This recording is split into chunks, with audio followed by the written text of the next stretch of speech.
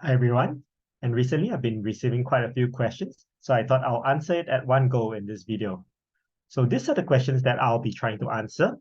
The first question I get a lot is, should I prompt or fine-tune a large language model for your tasks? So in general, my rule of thumb is like this.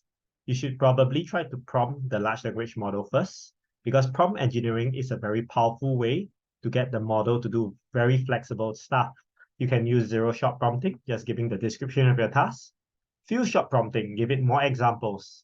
And you can even ask it to do chain of thought by saying, let's think step by step, or giving it the broad things, then the specific things. Okay, fine-tuning, it's actually quite expensive because you need to fine-tune to your data. And if you were to use OpenAI models and they depreciate the base model, you kind of need to fine-tune again. And if you're doing for multiple companies, you need to fine-tune for each one for their own unique data sets, which are quite difficult and costly to do so. Also, when you fine-tune a model, you might actually lead to degraded performance in a general sense. Like there was one project I did fine-tuning on amino acids, and the amino acid sequence frequently occurred in the answers for even non-amino acid-based questions. So this is some contamination of the specific fine-tuned data set to your main data set. So we should try to avoid that. So I tried to find out what are the research papers that could give us some indication of how many examples is one prompt worth. And this paper by Hugging Face basically said that the prompt is about hundreds of data. Some of them can even be up to 3,500 data points. So of course, this is not on ChatGPT, but is a good indication that just by prompting, you can see, if you look at this yellow color thing, is the prompting advantage. It can even go up to about thousands of samples worth of accuracy. Like it starts with 0.7. It takes about 1,000 examples to reach there. So this is a demonstration. I think a rule of thumb is one prompt is worth about 1,000 examples. It's about right. All right. So next, should I use more or fewer sources for my context for retrieval augmented generation? Okay, so first up, let me just say that in terms of RAG, I think that this is the dominant technology now because it's easy to prompt a large language model's context. But I believe more in hierarchical memory, and I believe this RAG should occur in every single layer of the self-attention in the transformer. Okay, unfortunately, that's very difficult to code out unless you are in OpenAI. But let's say we just look at RAG alone, all right? Conventional wisdom probably tells us, you give more sources, there'll be a greater chance of hitting the answer. Is that right? It turns out that actually that's wrong, all right? Look at this paper, retrieval meets long context, large language models. They realize that if they actually give too many contexts in terms of too many sources for the large language model, look at this, if they give like top 5, the score is about 35. The higher the score is better, okay?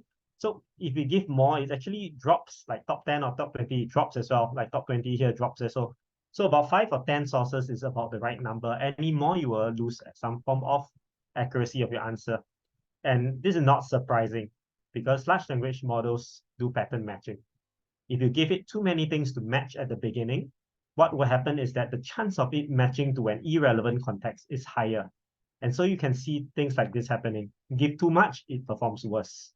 In the ARC challenge, I also gave a lot of functions, and it turns out that it kind of hallucinated the wrong functions.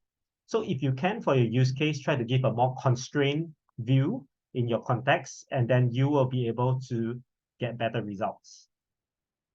There's also this paper called RECOMP, recently appeared, and I just want to highlight that in this paper, they showed that, if you can just compress like 749 tokens into 58 tokens, the accuracy is about the same.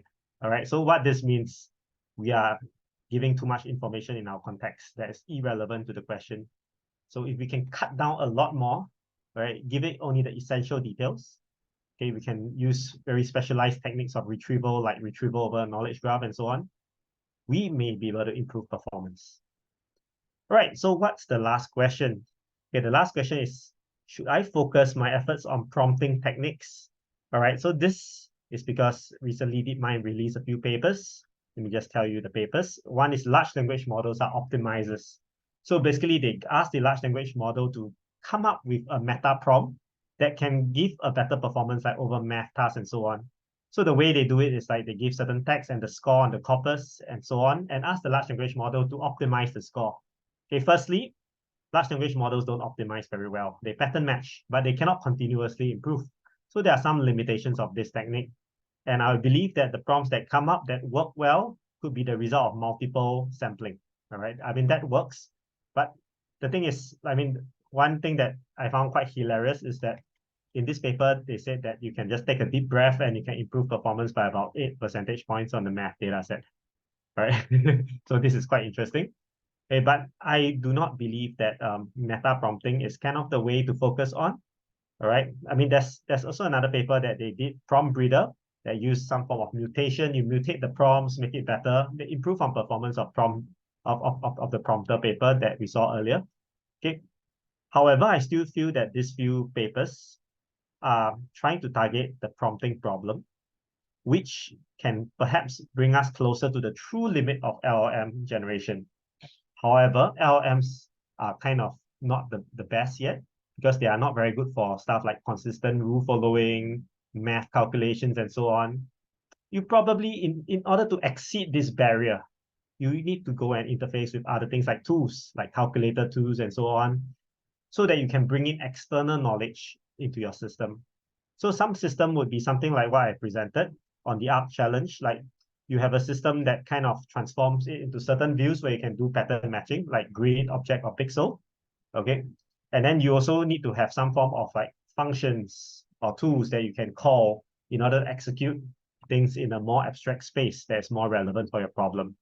So I think stuff like this that help to make the system better and more robust holds more promise to me than just optimizing the prompt like what DeepMind is doing.